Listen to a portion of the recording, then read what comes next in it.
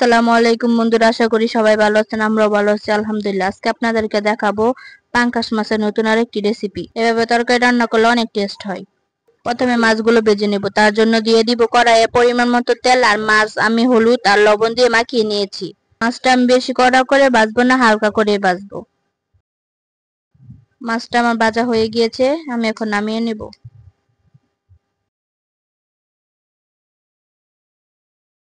মাছগুলো ভাজা হয়ে গিয়েছে, আমি এখন বেগুনগুলো ভেজে নেব। বেগুনগুলো আমি হলুদ আর লবণ দিয়ে মাখিয়ে নিয়েছি। বেগুন ভাজা হয়ে গিয়েছে, আমি এখন নামিয়ে নিব। আবার আমরা একটু তেল দিয়ে নিব। তেল দিয়ে আমি আলুগুলো ভেজে নেব।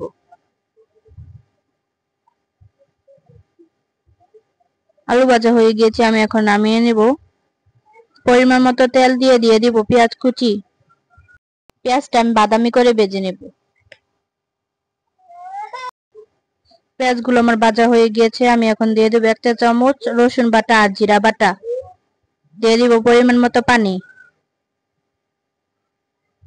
দিয়ে দেবো 1 চা চামচ হলুদের গুঁড়া আর আধা চামচ মরিচের গুঁড়ো। দিয়ে দিব পরিমাণ মতো লবণ। 5 মিনিট ঢেকে দেব। চলে আসলাম 5 মিনিট পর। মশলাটা আমার কষানো হয়ে গিয়েছে। এ পর্যায়ে আমি দিয়ে দিব ভেজে রাখা আলু আর বেগুন।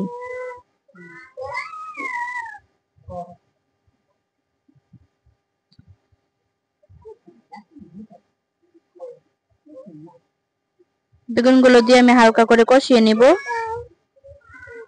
দিয়ে দিব পরিমাণ মতো পানি। ঢেকে দিব 20 মিনিট। চলে আসলাম 20 মিনিট পর। এই পর্যায়ে আমি দিয়ে দিব মাছ।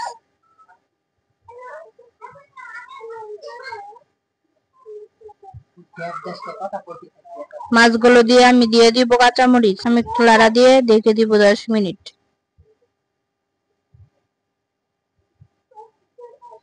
চলে আসলাম 10 মিনিট পর। এই পর্যায়ে দিয়ে দিব ধনেপাতা।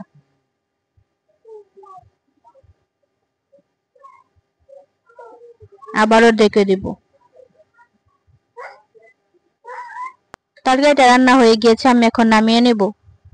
রান্নাটা যদি ভালো লাগে তাহলে আমার চ্যানেলটা সাবস্ক্রাইব করবেন। যারা ফেসবুক থেকে দেখছেন তারা ফলো দিয়ে যাবেন। দেখা হবে পরবর্তী ভিডিওতে। সেই পর্যন্ত সবাই ভালো থাকবেন, সুস্থ থাকবেন। আল্লাহ হাফেজ।